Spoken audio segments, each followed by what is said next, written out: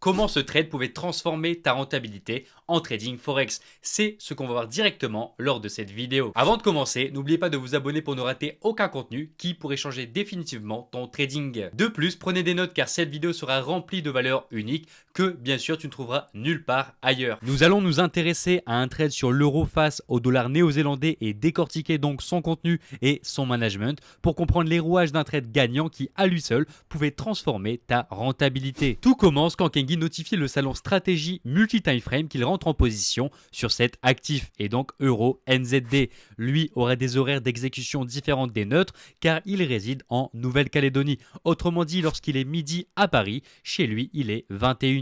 Et j'ai choisi ce trade pour vous montrer que les stratégies proposées gratuitement peuvent être appliquées facilement peu importe où vous résidez dans le monde. L'analyse étant assez simple avec une ligne de tendance de fond en 1 heure qui servait de tendance de fond pour notre opportunité. Des points hauts de plus en plus bas et des points bas de plus en plus bas qui concrétisent et valident la tendance baissière sur l'unité de temps en 1 heure. Maintenant vient le moment de l'exécution, le moment où Kengi doit trouver une entrée court terme pour profiter de la tendance de fond sur la ligne de tendance baissière. Il réduit donc ses unités de temps pour avoir plus d'informations sur les différentes compositions des chandeliers et ainsi trouver une pattern graphique pour entrer en position. Il commence par schématiser les points bas de plus en plus haut avec une ligne oblique qui schématise la tendance haussière en 15 minutes et surtout le rebond sur le support long terme en 1 heure. Et il ne lui reste plus qu'à attendre après avoir défini sa zone de prix clé qui correspond à de multiples points bas et de multiples points hauts. Celle-ci définira une fois cassée si l'opportunité sera intéressante à prendre à la vente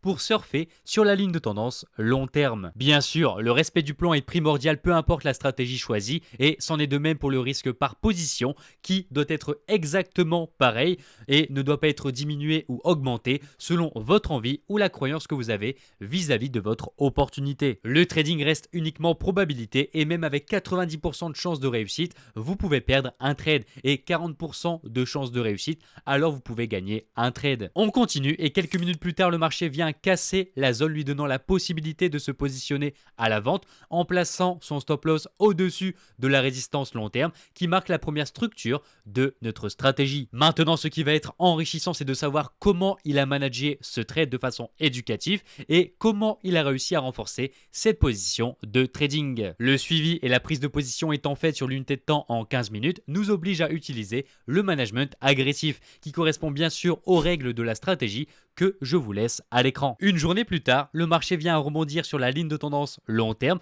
tout en effectuant un retour sur la zone qui fait maintenant office de résistance horizontale. Kengi vient directement déplacer son stop loss au-dessus de ce nouveau point haut qui lui permet maintenant de réduire sa perte potentielle en cas de retournement du marché. L'évolution se poursuit jusqu'à l'apparition d'une figure de continuation à la baisse et d'un nouvel impact sur notre ligne de tendance et notre résistance long terme, nous donnant la possibilité non seulement de sécuriser notre position au-dessus de ce nouveau point haut du marché, mais également, comme l'a fait Kengi, de renforcer sa position. Il déplace d'abord le stop loss de la première opportunité au-dessus du drapeau ascendant pour ensuite renforcer sa position de trading car il a trouvé un nouveau point d'entrée qui tout simplement respecte une nouvelle fois les critères de la stratégie multi-time frame. Prise de position après la cassure du support du drapeau et de sa zone de prix. Stop loss au-dessus de la résistance oblique et Kengi lance un renforcement de marché pour décupler ses gains potentiels sur cette opportunité de trading. Une journée plus tard, le marché vient à réaliser une belle impulsion baissière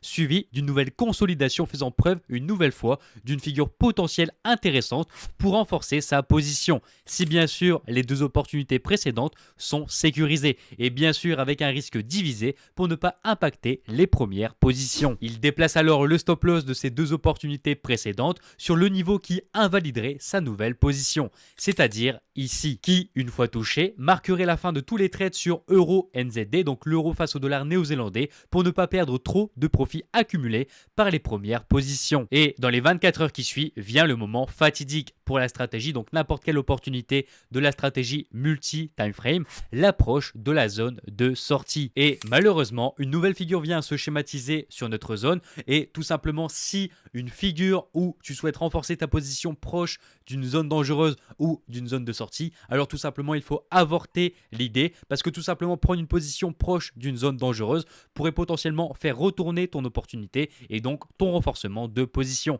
Et bien sûr là on le voit sur la zone, mais dans le passé elle a servi à de multiples reprises comme support majeur du marché. Vous comprenez donc pourquoi Kengi n'a pas renforcé une nouvelle fois sa position, mais plutôt a pris l'initiative de tracer une zone clé au-dessus de celle-ci pour sécuriser ses positions précédentes au maximum à l'approche du rejet du marché sur la zone de sortie. Une fois le support validé, c'est-à-dire la zone de sortie avec 2 impacts, nous prouvant que les acheteurs sont maintenant plus puissants que les vendeurs, Kengi se fait sortir de la position avec 3 opportunités, 3 positions en positif, et je vous laisse les images à l'écran et les commentaires en direct de Kengi pendant la fin de son trade et ainsi que ses réactions après l'impulsion haussière qui a suivi sa sortie des marchés. Kengi a risqué 2% par position car il travaille une stratégie swing trading, c'est-à-dire qu'il ne va pas prendre énormément de positions pendant le mois et donc peu d'opportunités, ce qui lui a permis tout simplement de cumuler plus 22% de profit en 7 jours sur la paire de devises euro-NZD, l'euro face au dollar néo-zélandais.